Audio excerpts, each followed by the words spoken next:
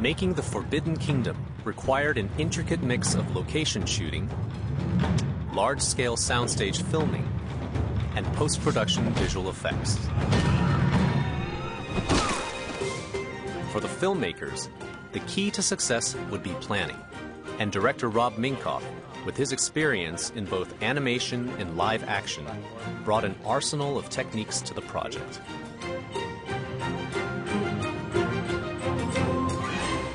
One of the primary tools a director uses to plan and prepare the film is storyboarding. It was actually something developed in the early days at Disney for the animated films, but has been adopted for live action. Now with computers, you can actually take those storyboards and turn them into 3D previs. Previs, short for pre-visualization, where you can plan the shots and the camera work in the film more effectively. Filming a movie can be quite complicated and expensive, and so when you have the chance to plan and prepare in advance doing previs, it's literally like you're making the movie before you're making the movie. The Forbidden Kingdom's main titles start with an airplane shot that is combined with visual effects and live action sequences. So it was a perfect candidate for previs. So in this piece of previs, it's actually the opening shot of the film, where we are moving through the clouds and following the staff on its journey to Monkey King. You know, a number of different approaches and ideas were used to do this scene. So you're seeing some of the experimental shots that we had designed. Wasn't the one we ended up using in the film, but it gives you an idea of some of the various ways that you can use previs to experiment with different shots. This really shows you how it's possible to design and execute shots before you actually get to the stage and test them to see if they're working.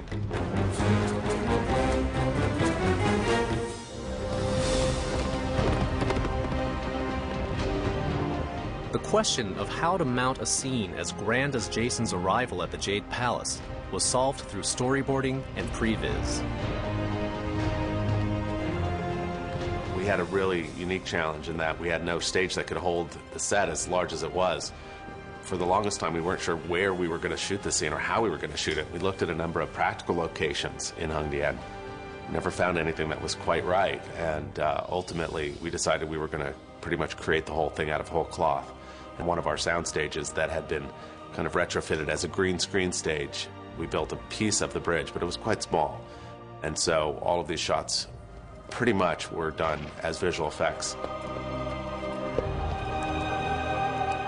The Jade Palace's invented bridge was also seen in the movie from another perspective.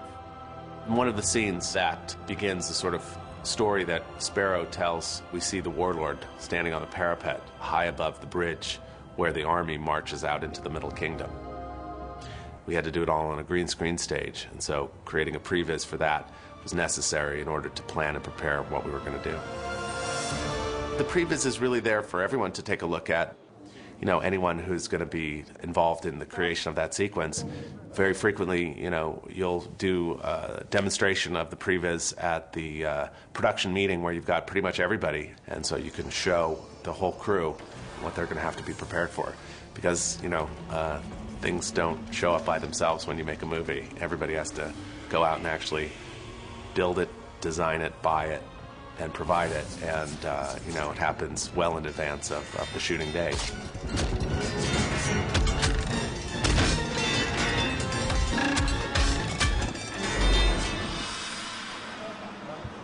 The climactic scene at the Jade Palace, when the major characters all fight to the death, was achieved by filming the action while imagining the visual effects that would be added later. This was only made possible by using previs as a guide. One of the biggest scenes that required visual effects was the Monkey King Returns. We had to plan and shoot this really heavy visual effects sequence and explain to everyone what was going on. It was actually one of the story ideas that came quite late in the process. You know, we did a number of rewrites during the production, and how this moment was going to be achieved was something that, you know, came quite late. And doing the storyboard and actual previs helped in the process of defining what the story was. And it was quite a large scene and very complicated to shoot because we had Jackie Chan fighting with the bride with white hair on the balcony while The warlord was fighting with the silent monk inside the throne room, and all the soldiers and all the monks fighting in the chamber in the center. In the chi energy, which actually is released once Jason hits the statue with the staff, blasts out in every direction and knocks people down here and there. There was all sorts of different techniques that we used to achieve those effects. Some wire work, or just a lot of, physical acting, people throwing themselves around. Storyboarding and pre-visualization were valuable tools in planning the Forbidden Kingdom. But Minkoff believes that after all the prep, when the human element arrived on the set, that's when some truly extraordinary things would happen. In animation, everything is planned. Everything is drawn or designed or rendered through a computer. And there's nothing there by mistake. In a live-action film, on the other hand, accidents can happen. Surprises can happen on the set. You've got actors, you've got cinematographers, you've got artists who are living and breathing and contributing, collaborating. Despite all the pre-visualization that we've done, sometimes incredible things happen spontaneously in the moment, and sometimes those can be the most magical things.